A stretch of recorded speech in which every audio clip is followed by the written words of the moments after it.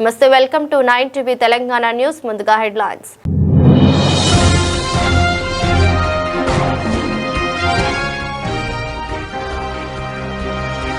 భారత్ తో mother of all deals, Europe పై America సంతృప్తి.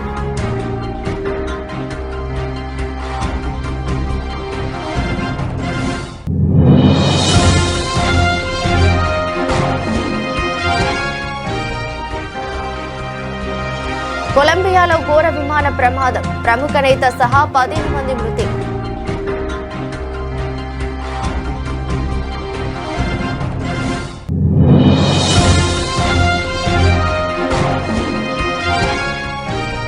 ప్రభుత్వ లాంఛనాలతో పవార్ అంత్యక్రియలు, హాజరైన పలువురు రాజకీయ ప్రముఖులు.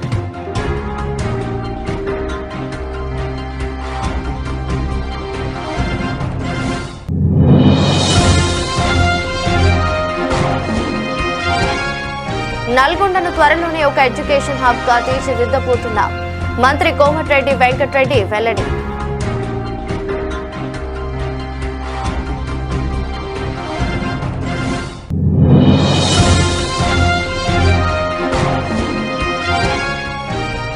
డిఎం శ్రీహరి కారణంగానే పార్టీ నుంచి వెళ్లిపోయా, బీఆర్ఎస్ లో చేరిన ఆరూరి రమేష్.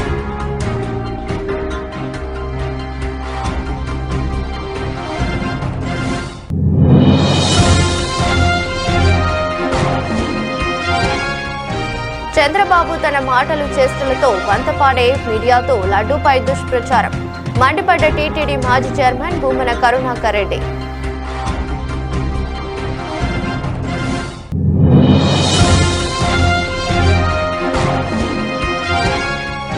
రెండేళ్ల చంద్రబాబు పాలన జంగల్ రాజులా ఉందని జగన్ విమర్శ, మద్యం ఇసుక మాఫియాలతో రాష్ట్రాన్ని దోచుకుంటున్నారని ఆరోపణ.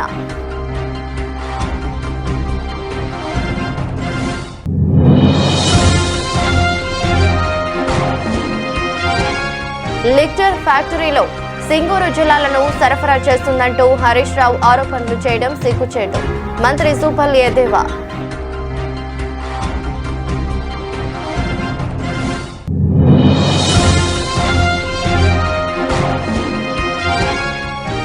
గల్లీ నుంచి ఢిల్లీ వరకు కేసీఆర్ మీద చెప్పే అబద్ధం అదే, బీఆర్ఎస్ వర్కింగ్ ప్రెసిడెంట్ కేటీఆర్ ఆగ్రహం.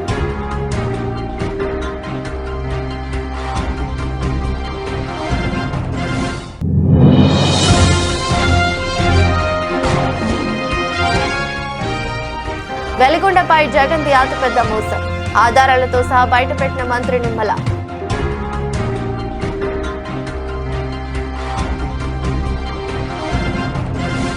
భారత్తో యూరప్ సమాఖ్య కుదుర్చుకున్న కొత్త వాణిజ్య ఒప్పందంపై అమెరికా తీవ్రంగా మండిపడింది. EU తన వాణిజ్య ప్రయోజనాల కోసం ఉక్రెయిన్ ప్రజలకు ఇస్తున్న మద్దతును పక్కన పెట్టిందని అమెరికా ఆర్థిక శాఖ మంత్రి స్కాట్ బెసెంట్ ఆరోపించారు. తాజాగా భారత్ EU మధ్య ఖరారైన ఈ ఒప్పందంపై ఆయన తీవ్ర నిరాశ వ్యక్తం చేశారు. CNBCతో మాట్లాడుతూ బెసెంట్ ఈ వ్యాఖ్యలు చేశారు. రష్యా నుంచి దిగుమతి చేసుకున్న చమురుతో భారత్లో తయారైన శుద్ధి చేసిన ఉత్పత్తులను యూరప్ దేశాలు కొనుగోలు చేస్తున్నాయని ఆయన ఆరోపించారు. గతేడాది భారత్పై అమెరికా విధించిన 25% అదనపు సుంకాలను తమతో కలిసి విధించడానికి యూరప్ నిరాకరించిందని, ఇందుకు కారణం భారత్తో ఈ వాణిజ్య ఒప్పందం చేసుకోవాలనే వారి కోరిక అని ఆయన స్పష్టం చేశారు. యూరప్ తీరు చాలా నిరాశపరిచింది. ఉక్రెయిన్ ప్రజల ప్రాముఖ్యత గురించి యూరప్ నేతలు మాట్లాడటం మీరు విన్న ప్రతిసారి వారు వాణిజ్యాన్ని ఉక్రెయిన్ ప్రజల కంటే ముందుంచారని గుర్తుంచుకోండి అని బెసెంట్ వ్యాఖ్యానించారు. మరోవైపు ఈ ఒప్పందాన్ని European Commission president Ursula von der Leyen mother of all deals గా అభివర్ణించారు. ఈ ఒప్పందంతో ఇరు పక్షాల మధ్య 97% వస్తువులపై సుంకాలు రద్దవుతాయని, 2032 నాటికి భారత్ కు EU ఎగుమతులు రెట్టింపు కావచ్చని బ్రసెల్స్ తెలిపింది. ట్రంప్ రెండో పర్యాయం అధ్యక్షుడిగా ఉన్న సమయంలో అమెరికా యూరప్ మధ్య వాణిజ్య సంబంధాలు ఉద్రిక్తంగా మారిన నేపథ్యంలో బెసెంట్ వ్యాఖ్యలు ప్రాధాన్యం సంతరించుకున్నాయి. I find the Europeans very disappointing because the Europeans are on the front line of the Ukraine-Russia war. The Europeans, India started buying sanctioned Russian oil, and guess who was buying the refined products? The Europeans. So the Europeans have been funding the war against themselves, and like something that you couldn't have made up. The U.S. sanctioned or put a 25% tariff on India for buying the Russian oil, the Europeans were unwilling to join us, and it turns out because they wanted to do this trade deal. So every time you hear a European talk about the importance of the Ukrainian people, remember that they put trade ahead of the Ukrainian people. Trade, European trade, more important than ending the war in Ukraine. They need energy, though, I guess, is part of their issue. At a price, they want cheap energy, but we could have cheaper energy too if we were willing to buy sanctioned Russian oil. What about Canada? కొలంబియాలో ఘోర విమాన ప్రమాదం చోటు చేసుకుంది. దేశ ఈశాన్య ప్రాంతంలోని నార్టే D సెంటాడర్ province లో ప్రభుత్వ రంగ విమానయాన సంస్థ సటెనాకు చెందిన ఒక చిన్న విమానం బుధవారం కుప్పకూలింది. ఈ దుర్ఘటనలో విమానంలో ప్రయాణిస్తున్న 2 సిబ్బంది 13 మంది ప్రయాణికులతో సహా మొత్తం 15 మంది అక్కడికక్కడే ప్రాణాలు కోల్పోయారు. మృతుల్లో ప్రముఖ రాజకీయ నాయకుడు, మానవ హక్కుల కార్యకర్త డియోజెనస్ క్వింటెరో కూడా ఉండటంతో దేశవ్యాప్తంగా విషాద ఛాయలు అలుముకున్నాయి. HK 4709 రిజిస్ట్రేషన్ నంబర్ గల ఈ విమానం స్థానిక కాలమానం ప్రకారం ఉదయం 11:42 గంటలకు కుగుటా విమానాశ్రయం నుంచి ఒకన్యాకు బయలుదేరింది. 40 నిమిషాల ఈ ప్రయాణం ప్రారంభమైన కొద్దిసేపటికే ఎయిర్ ట్రాఫిక్ కంట్రోల్తో విమానానికి సంబంధాలు పూర్తిగా తెగిపోయాయి. అప్రమత్తమైన అధికారులు కురాసికా అనే మారుమూల గ్రామీణ ప్రాంతంలో విమానం కూలిపోయినట్లు గుర్తించారు. వెంటనే రెస్క్యూ బృందాలు ఘటనా స్థలానికి చేరుకున్నాయి.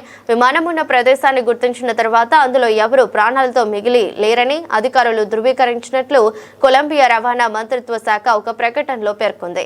ఈ విషాద ఘటనపై కొలంబియా అధ్యక్షుడు గుస్తావో పెట్రో తీవ్ర దిగ్భ్రాంతి వ్యక్తం చేశారు. ఈ మరణాలు నన్ను తీవ్రంగా కలిచివేశాయి. వారి కుటుంబాలకు నా ప్రగాఢ సానుభూతి తెలియజేస్తున్నానని సోషల్ మీడియాలో పోస్ట్ చేశారు. ప్రస్తుతం అధికారులు ప్రమాదానికి గల కారణాలపై దర్యాప్తు చేస్తున్నారు.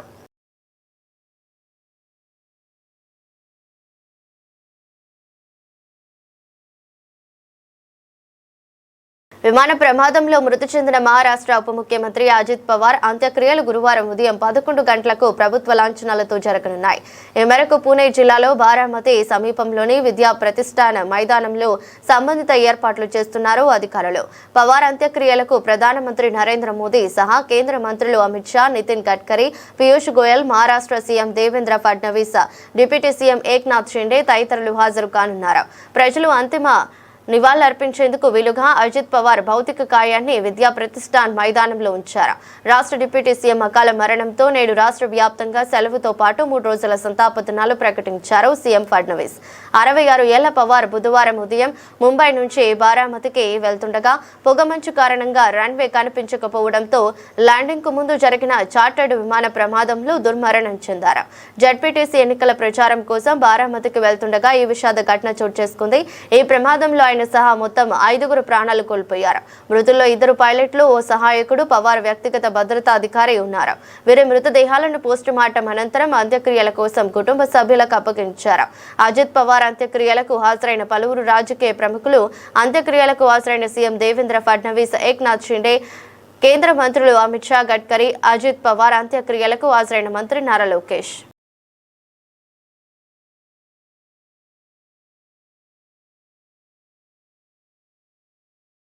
నల్గొండ పట్టణాన్ని అన్ని మౌలిక వసతులతో అభివృద్ధి చేస్తూ విద్యారంగంలో విప్లవాత్మక మార్పులు తీసుకొస్తున్నాం. నల్గొండను త్వరలోనే ఒక ఎడ్యుకేషన్ హబ్ గా తీర్చిదిద్దబోతున్నామని మంత్రి కోమటిరెడ్డి వెంకటరెడ్డి అన్నారు. మీరు ఎక్కడైనా చూడండి, తెలంగాణలో ఉస్మానియా, కాకతీయ తర్వాత పెద్ద క్యాంపస్, మంచి క్యాంపస్ ఎక్కడుందంటే ఎంజీ యూనివర్సిటీ అని చెప్పక తప్పదు. అలాంటి యూనివర్సిటీ కట్టించిన, అందులో ఇంజనీరింగ్ కాలేజ్ పెట్టించిన, JNTU MBA కోర్సెస్ పెట్టించిన, ఇంకా ఎన్నో కోర్సెస్ పెట్టుకుంటూ మొన్న మేడారం క్యాబినెట్ మీటింగ్ లో B pharmacy, D pharmacy, M ఫార్మసీతో పాటు LLB law college, LLM college కూడా మొన్ననే క్యాబినెట్ లో అప్రూవ్ చేసుకున్నాం. సమ్మక్క సారక్క సాక్షిగా నేను మినిస్టర్ అయిన తర్వాత దాదాపు 200 కోట్ల బిల్డింగ్లు కూడా అక్కడ కట్టడం జరిగింది. ఇక్కడ యంగ్ ఇండియా స్కూల్ దాదాపు 175 కోట్లతోని మన బిల్డింగే ఫాస్ట్ గా నడుస్తుంది. దానికి ప్రతి వారం కూడా కలెక్టర్ గారికి చెప్పిన, ప్రతి వారం మానిటరింగ్ చేసి 2500 మంది పిల్లల్ని, అందులో ఓసీలు, బీసీలు, మైనార్టీలు, ఎస్సీలు ఒకటే దగ్గర ఉండే విధంగా 1000 మంది ఒకటేసారి భోజనం చేసే విధంగా ఈ రోజు కుల మతాలకు అతీతంగా చిన్నప్పుడే అవగాహన పెంచాలని 22,000 కోట్లతో ఇవాళ యంగ్ ఇండియా ఇంటర్నేషనల్ స్కూల్ మనం కడుతున్నాం అంటే ఇవాళ ఈ ప్రభుత్వం విద్యకు ఎంత ప్రాధాన్యం ఇస్తుందో విద్యాశాఖ మంత్రి అయిన స్వయంగా రేవంత్ రెడ్డి గారే దీని మీద ఎప్పుడు మాట్లాడతారు. అన్నా మనం ఎన్ని చేసినా సరే మనం క్వాలిటీ విద్య అందించి ఏదో గురుకులాలు పెట్టాం, 400 మంది పిల్లలకు 20 రూములు ఇచ్చి 10 బాత్రూములు ఇచ్చి పొమ్మంటే ఆ పిల్లలు ఎక్కడ చదువుకోవాలి చెప్పండి? అన్ని వసతులు ఇచ్చి ప్లే గ్రౌండ్ నుండి చదువుకోవాలని నేను ఏ విధంగా ఈ ప్రకాశం బుట్టుగూడ కోమటిరెడ్డి ప్రతి స్కూలు దాన్ని స్థాపించినో రాష్ట్రం మొత్తం కూడా ముఖ్యమంత్రి గారు పెట్టబోతున్నారు. మాజీ ఎమ్మెల్యే ఆరూరి రమేష్ బీఆర్ఎస్ పార్టీలో చేరారు. పార్టీ వర్కింగ్ ప్రెసిడెంట్ కేటీఆర్ ఆయనకు కండువా కప్పి పార్టీలోకి ఆహ్వానించారు. ఈ సందర్భంగా రమేష్ మాట్లాడుతూ కడియం శ్రీహరి ఇలాంటి వ్యక్తుల వల్లే తాను పార్టీ నుంచి బయటకు వెళ్లవలసి వచ్చిందన్నారు. ఉమ్మడి వరంగల్ జిల్లాలో అనేక మంది మీద బురద చల్లి వారు రాజకీయంగా ఎదగకుండా చేసిన వ్యక్తి కడియం శ్రీహరి అని ఆరోపించారు. ఎన్నికల ముందు రేవంత్ రెడ్డితో ములాఖత్ కుదుర్చుకుని వరంగల్ జిల్లాలో అనేక మంది ఓటమికి కారణమైన వ్యక్తి కడియం శ్రీహరి అన్నారు. ఆయన కాంగ్రెస్ పార్టీ కోసం కోవట్టుగా పనిచేశారని ఆరోపించారు. ఆయన చేసిన మోసం వల్ల ఫలితాలు బీఆర్ఎస్ కు ఎలా వచ్చాయో అందరికీ తెలుసని, అందుకే పార్లమెంట్ ఎన్నికల సమయంలో తాను బయటకు వెళ్లానని అన్నారు. వరంగల్ జిల్లాలో అనేక మంది మీద బురద చల్లి రాజకీయంగా ఎదగకుండా చేసిన మహానుభావుడు కడియం శ్రీహరి గారు.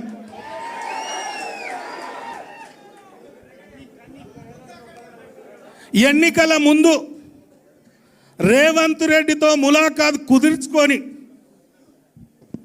మొన్న జరిగిన ఎన్నికల్లో నా ఓటమితో పాటు వరంగల్ జిల్లాలో అనేక మంది ఓటమి కోసం కాంగ్రెస్తో ములాఖత్ అయి కొవర్ట్గా పనిచేసి ఒక టీమును తయారు చేసి మరి ఏ విధంగా మోసం చేసిండో ఆ ఫలితాలు ఏ విధంగా వచ్చినో మీ అందరికీ తెలుసు. మరి ఇలాంటి దుర్మార్గులున్న పరిస్థితిలో పార్లమెంటు ఎన్నిక సందర్భంగా మేము ఒక నాయకుని శిక్షణతో ఒక క్రమశిక్షణంగా పనిచేసి రాజకీయాల్లో గ్రామాల్లో ప్రజల అభిమానాలు, కార్యకర్తల అభిమానాలు, నాయకుల అభిమానాలను మేము కొనియాడినాం, పొందినాం. అలాంటి వాళ్ళ మీద బురద చల్లి 1,00,000 మెజార్టీ ఎట్లా ఓడిపోయిండు, ఏం జరిగింది అని పెద్దలకు చెప్పి ఏదో చేసి తన సొంత బిడ్డ కోసం మరి టికెట్ ఆశించి ఆయన వేసుకున్న ప్లాన్ ఎన్నికల ముందు రేవంత్ రెడ్డి గారితో ఏదైతే కుదుర్చుకున్నాడో అది పూర్తి చేసుకొని వైఎస్ జగన్ ను దెబ్బతీయడానికి శ్రీ మహావిష్ణువునే వాడుకున్నాడు. శివుపాలుడే సిగ్గుపడేలా, కంసుడే చెవులు మూసుకునేలా, సమస్త రాక్షసులు నోరు వెళ్లబెట్టేలా చంద్రబాబు తన మాటలు చేష్టలతో వంతపాడే మీడియాతో లడ్డూపై దుష్ప్రచారం చేయించాడు. నెయ్యిలో జంతు కొవ్వు కలిసిందని శ్రీవారి లడ్డూపై తప్పుడు ప్రచారం చేశారని టీటీడీ మాజీ చైర్మన్ భూమన కరుణాకర్ రెడ్డి మండిపడ్డారు. జగన్ గారిని దెబ్బతీయటానికి జగమంతా కొలిచేటువంటి శ్రీ మహావిష్ణువుని వాడుకొని శిశుపాలుడే సిగ్గుపడేలా, కంసుడే చెవులు మూసుకునేలా, సమస్త రాక్షసులు నోరు వెళ్లబెట్టేలా చంద్రబాబు నాయుడు గారు తన మాటలతో, చేష్టలతో, తన వంత పాడేటువంటి పత్రికలు, ప్రసార మాధ్యమాలతో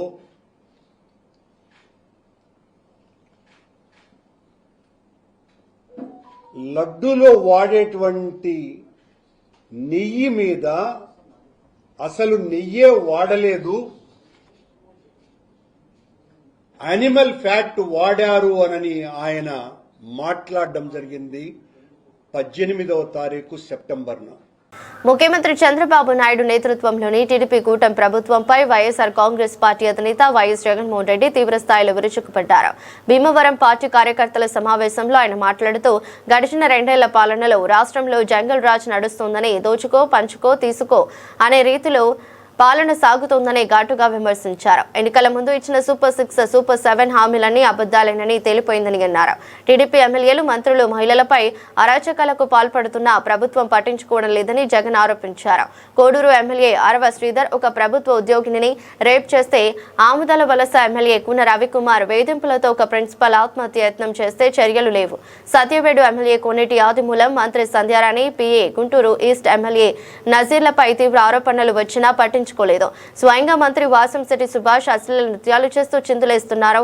చంద్రబాబు, ఆయన కుమారుడే వీరందరినీ ప్రోత్సహిస్తున్నారని జగన్ ఆరోపించారు. చంద్రబాబు నాయుడు గారి ఎమ్మెల్యేలు, చంద్రబాబు నాయుడు గారికి సంబంధించిన వాళ్ళంతా ఏ స్థాయిలోకి వెళ్ళిపోయినారంటే, నిన్న 20 పేపర్లో చూసినాం. కోడూరు ఎమ్మెల్యే ఆరవ శ్రీధర్, అదే మనిషేనా అసలు, ఇది ఎమ్మెల్యేనా అని అనిపిస్తుంది నాకు. అసలు ఈ ఆరవ శ్రీధర్ అనేవాడు ప్రభుత్వ ఉద్యోగి అయిన ఒక అమ్మాయిని భయపెట్టి, బెదిరించి, రేపు చేసి, హెరాస్ చేసి, స్వయంగా ఆ అమ్మాయి తనకు జరిగిన అన్యాయాన్ని కూడా ఏకంగా సాక్ష్యాలు, ఆధారాలతో సహా బయట పెట్టింది.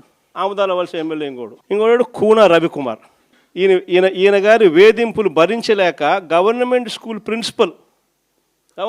ప్రిన్సిపల్ ఆత్మహత్యా యత్నం చేసుకుంటే ఇప్పటి వరకు చర్యలు లేవు. సత్యవీడు ఎమ్మెల్యే కోనేటి ఆదిమూలం ఒక మహిళను బలాత్కారం చేసిన చివరికి ఆ అధికారిని ఉపయోగించి ఆ కేసునే క్లోజ్ చేయించుకుంటారు. ఎంత దారుణంగా జరుగుతుందనంటే, ఇంకొకడు మంత్రి సంధ్యారాణి పిఏ ఇంకొకడు తనను లైంగికంగా వేధిస్తున్నాడని మరొక ప్రభుత్వ ఉద్యోగి అయిన మహిళ ఫిర్యాదు చేస్తే అతన్ని వదిలేసి ఫిర్యాదు చేసిన ఆయమను జైల్లో పెడతారు. ఆయమ మీద కేసు. ఇంకోడు గుంటూరు ఈస్ట్ ఎమ్మెల్యే నజీర్ ఇంకోడు. ఈ మనిషి అశ్లీల వీడియోలు కూడా ఆయనతో మాట్లాడుతున్నాడు, వీడు అశ్లీల వీడియోలు చూస్తూ ఉన్నాడు, వీడు అశ్లీలంగా చేస్తూ. అసలు వీళ్ళు ఎవడు, అసలు ఏ ప్రపంచంలో ఉన్న. ఇంకోడు మంత్రి సుభాష్, వాసంశెట్టి సుభాష్ ఇంకొకడు. ఏకంగా అశ్లీల డ్యాన్సులు చేస్తూ ఏకంగా చిందులేస్తానంటారు. అశ్లీల డ్యాన్సులు చేస్తూ ఏకంగా స్టేజ్ ఎక్కి చిందులేస్తాడు మంత్రి. అసలు నాకు ఆశ్చర్యంగా ఉంది. అసలు జంగల్ రాజ్యం అని అంటే ఇంకా వేరే పేరు ఏమైనా ఉంటుందా ఈ ప్రభుత్వంలో జరుగుతూ ఉన్న పనులకు? అసలు ఈ స్టేజ్లోకి ఒక ప్రభుత్వం పోవడం ఏంది? దగ్గరుండి ఇట్లా టోళ్ళని తీసుకొని పోయి ఇన్సిడెంట్ జరిగితే భయము, భక్తి లేకపోకుండా మరుసటి రోజు జైల్లో పెట్టాల్సిన వాళ్ళందరినీ జైలు అనేది ఎలా ఉంటుందో చూపించాల్సింది పోయి, ఇలాంటిది ఏదైనా చేయాలంటే బొలులో భయం అనేది ఎలా ఉంటుందో చూపించాల్సింది పోయి, వీళ్ళందరినీ ప్రోత్సహిస్తాడు ఎవడు? వీళ్ళందరినీ ప్రోత్సహిస్తూ ఉండేది వీళ్ళు. సాక్షాత్తు దగ్గరుండి చంద్రబాబు నాయుడు, ఆయన కొడుకు, ఆయన ప్రభుత్వం. లిక్కర్ ఫ్యాక్టరీలకు సింగూరు జలాలను మా ప్రభుత్వం సరఫరా చేస్తుందంటూ మాజీ మంత్రి హరీష్ రావు ఆరోపణలు చేయడం సిగ్గుచేయటం. గత 20 ఏళ్లుగా బీఆర్ఎస్ తో పాటు అనేక ప్రభుత్వాలు సింగూరు జలాలను లిక్కర్ కంపెనీలకు సరఫరా చేశాయి. మద్యం ఆదాయాన్ని 10,000 కోట్ల నుంచి 34,800 కోట్లకు పెంచి తాగుబోతుల రాష్ట్రంగా మార్చింది కేసీఆర్ ప్రభుత్వమే. మా ప్రభుత్వంలో మద్యం ఆదాయాన్ని తగ్గించే దిశగా చర్యలు తీసుకుంటున్నామని మంత్రి సూపల్లి అన్నారు.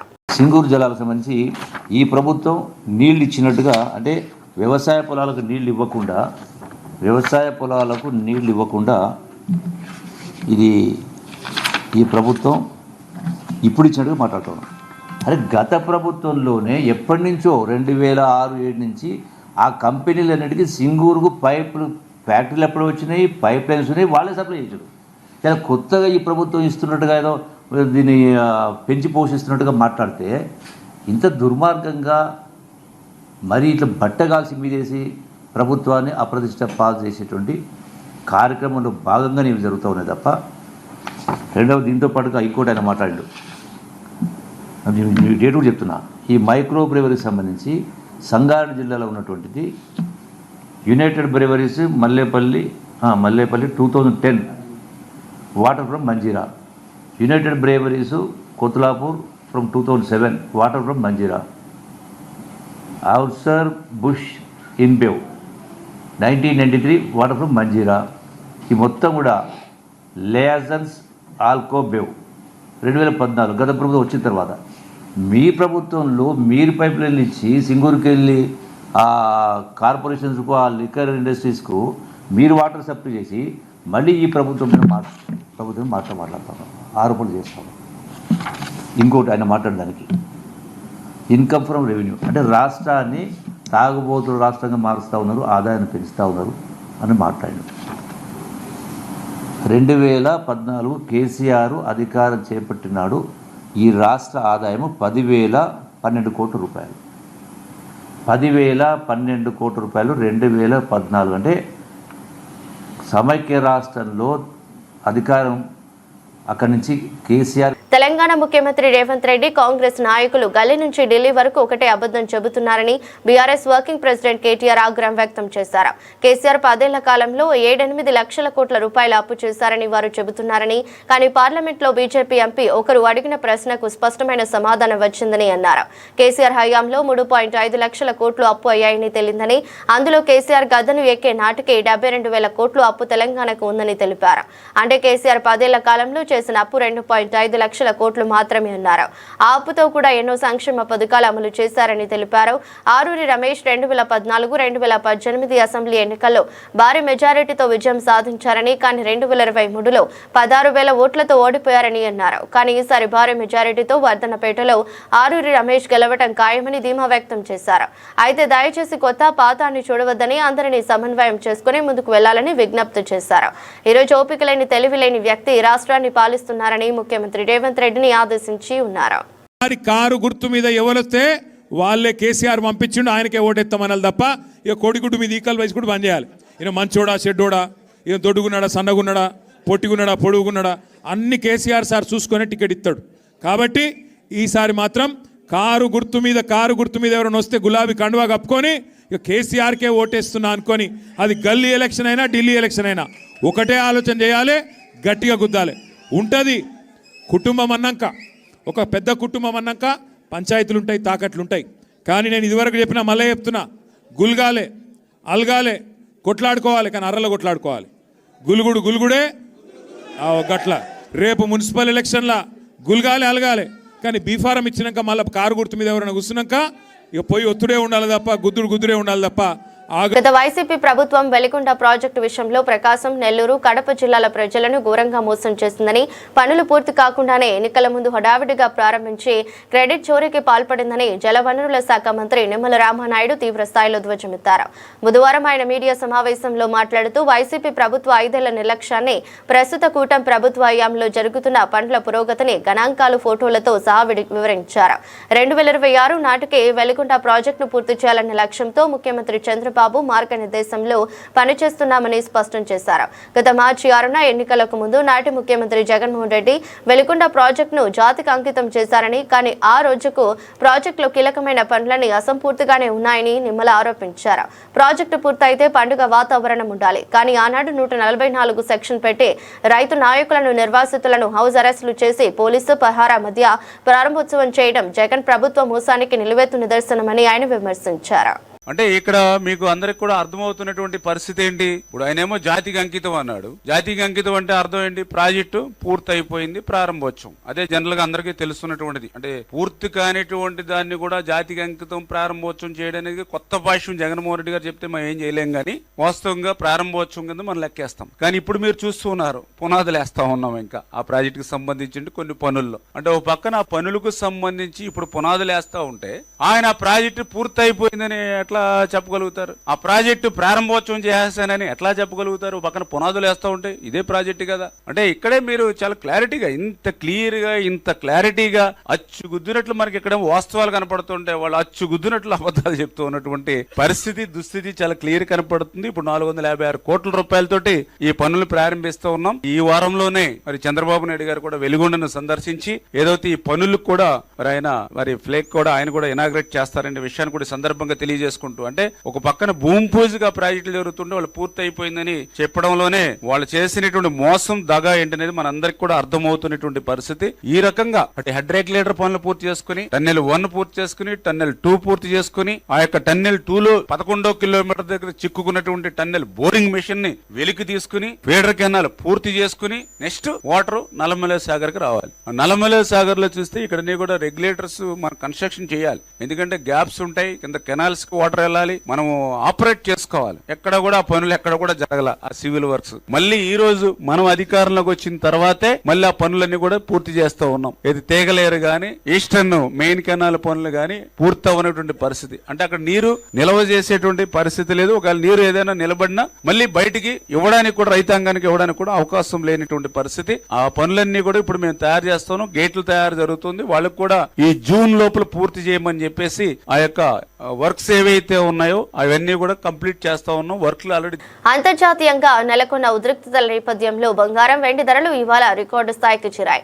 ఇరాన్ పై సైనిక చర్యకు దిగుతామంటూ అమెరికా అధ్యక్షుడు డొనాల్డ్ ట్రంప్ హెచ్చరించడంతో సురక్షితమైన పెట్టుబడిగా భావించే బంగారం వైపు ఇన్వెస్టర్లు భారీగా మొగ్గు చూపారు. దీంతో పసిడి, వెండి ధరలు ఆల్ టైమ్ గరిష్టాన్ని తాకాయి. భారత మల్టీ కమోడిటీ ఎక్స్చేంజ్ ఈ రోజు ఉదయం 10:45 సమయంలో ఫిబ్రవరి గోల్డ్ ఫ్యూచర్స్ ధర 5.99% పెరిగి 10 గ్రాములకు 1,75,885కి చేరింది. అదేవిధంగా మార్చి సిల్వర్ ఫ్యూచర్స్ 4.24% వృద్ధితో కిలోకు 4,01,000 రూపాయల 699 పలికింది. అంతర్జాతీయ మార్కెట్లలోనూ ఇదే ధోరణి కనిపించింది. యుఎస్ డాలర్ బలహీనపడటం, వివిధ దేశాల సెంట్రల్ బ్యాంకులు పెద్ద ఎత్తున కొనుగోలు చేస్తుండటం కూడా ఈ ర్యాలీకి కారణమైంది.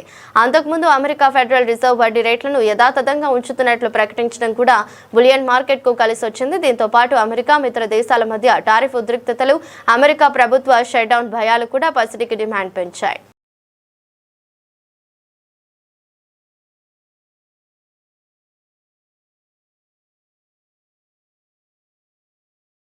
విశాఖపట్నం వేదికగా న్యూజిలాండ్తో జరిగిన 4వ టీ20లో టీమిండియా 50 పరుగుల తేడాతో ఓటమి పాలైనప్పటికీ కెప్టెన్ సూర్యకుమార్ యాదవ్ మాత్రం ధీమాగా ఉన్నాడు.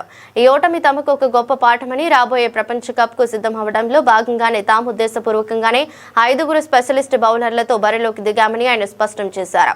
మ్యాచ్ అనంతరం సూర్య మాట్లాడుతూ, మేము ఈరోజు కావాలనే 6 బ్యాటర్లు, 5 పక్కా బౌలర్లతో ఆడాం. 200 పరుగుల లక్ష్యాన్ని ఛేదించేటప్పుడు ఆరంభంలోనే వికెట్లు పడితే మిగిలిన వారు ఎలా ఆడతారో పరీక్షించాలనుకున్నా. అందుకే ఈ కఠిన నిర్ణయం తీసుకున్నాం. వరల్డ్ కప్ జట్టులో భాగమైన ఆటగాళ్లందరికీ అవకాశం ఇవ్వడం మా ప్రాధాన్యం అని పేర్కొన్నారు. మంచి ప్రభావం ఎక్కువగా ఉన్నప్పటికీ శివం దూబే విరోచిత పోరాటంపై సూర్య ప్రశంసలు కురిపించాడు. దూబే అద్భుతంగా ఆడాడు. ఆ సమయంలో అతనికి తోడుగా మరో బ్యాటర్ నిలబడి ఉంటే ఫలితం ఖచ్చితంగా మారిపోయేది.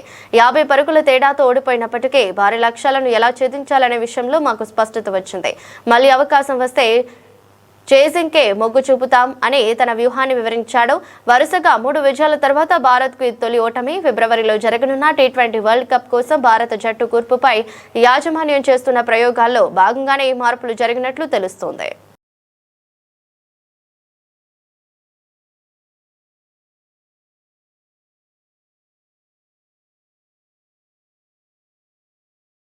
వార్తలు ముగించే ముందు మరోసారి హెడ్లైన్స్.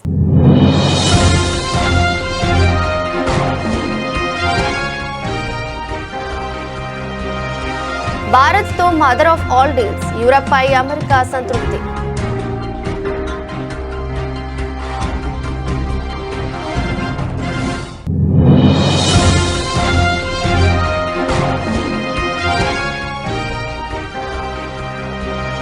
కొలంబియాలో ఘోర విమాన ప్రమాదం, ప్రముఖ నేత సహా 15 మంది మృతి.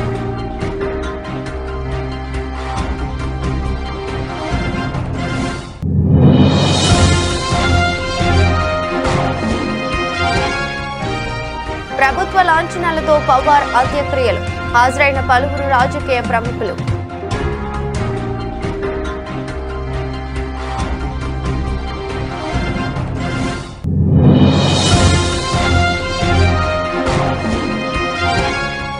నల్గొండను త్వరలోనే ఒక ఎడ్యుకేషన్ హబ్ గా తీర్చిదిద్దబోతున్నాం, మంత్రి కోమటిరెడ్డి వెంకటరెడ్డి వెల్లడి.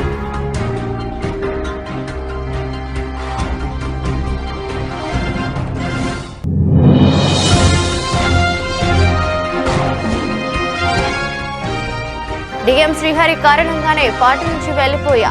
బీఆర్ఎస్ లో చేరిన ఆరూరి రమేష్.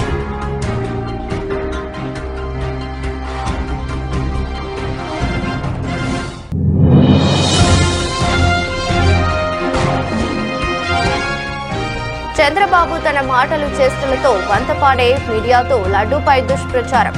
మండిపడ్డ టీటీడీ మాజీ చైర్మన్ భూమన కరుణాకర్ రెడ్డి.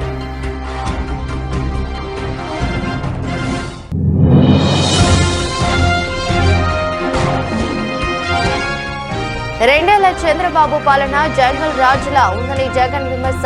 మద్యం ఇసుక మాఫియాలతో రాష్ట్రాన్ని దోచుకుంటున్నారని ఆరోపణ.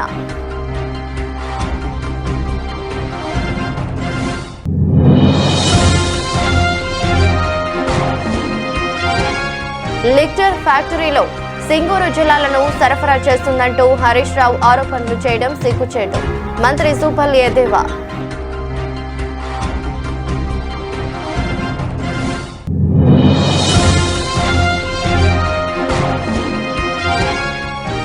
గల్లీ నుంచి ఢిల్లీ వరకు కేసీఆర్ మీద చెప్పే అబద్ధం అదే. బీఆర్ఎస్ వర్కింగ్ ప్రెసిడెంట్ కేటీఆర్ ఆగ్రహం.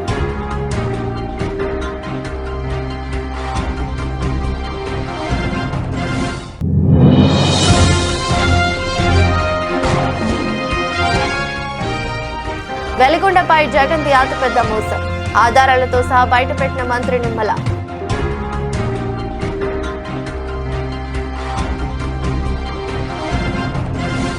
ఇదరొస్టి బులెటిన్. మరో బులెటిన్లో మళ్ళీ కలుద్దాం. అంతవరకు సెలవు. నమస్కారం.